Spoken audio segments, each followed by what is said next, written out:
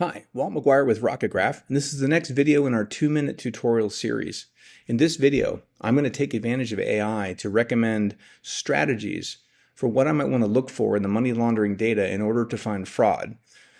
Now, what I'm going to do is I'm going to start with a general question. I'm going to take it over to our Rocket Chat interactive tool.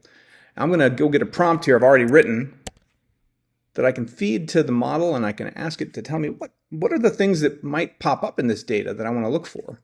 Let's do that. So you can see it's come back with a list of a number of items, a number of things that might be fraudulent patterns in the data. I've got structuring, I've got high-speed movements, suspiciously numbered rounded transactions, and so forth. All interesting stuff. Now, what I'm not going to do is I'm not going to take these as is and feed them to the Data Explorer model because I want it to write me a query. So let's get a little more specific and have it give me something I can take to the Data Explorer in our next video.